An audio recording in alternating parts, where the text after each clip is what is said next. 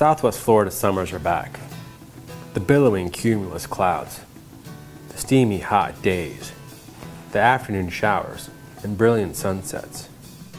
3 days over the past week, including the day that Tropical Storm Andrea rolled past us, are classic examples of the weather we can expect over the next several months.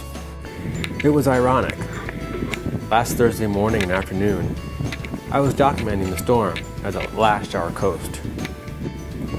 I was on Captiva trying to stay dry while photographing and videotaping employees of YOLO Water Sports, boogie boarding and body surfing the choppy waves.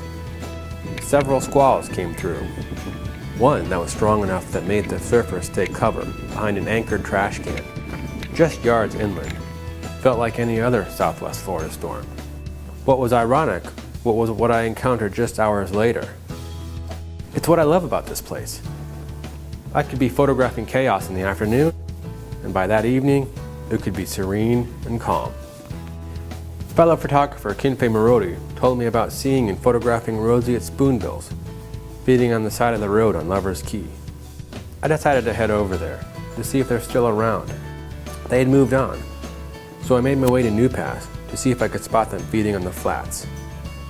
It was refreshing. It was the first time I had seen the sun setting in several days. A small number of egrets were nestled on the shallows, feeding in the beautiful golden light.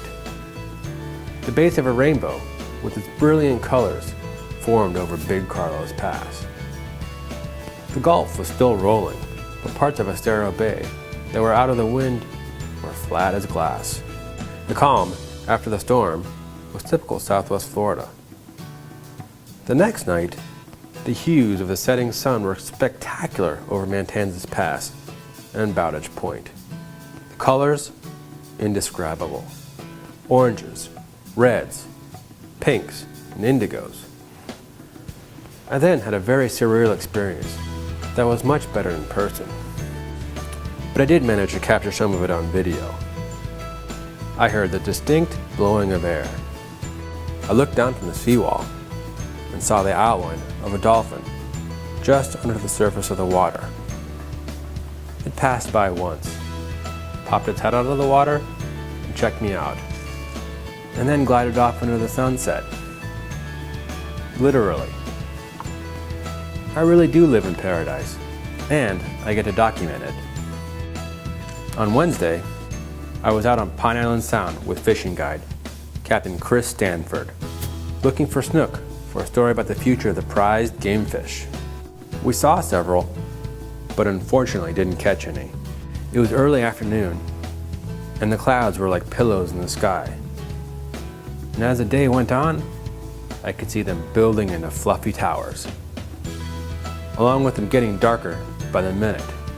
The cloud formations were getting spectacularly scary looking, so we decided to head back.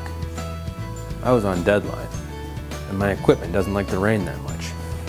What we encountered was breathtaking to watch, just not necessarily what Chris or I wanted to be enveloped in.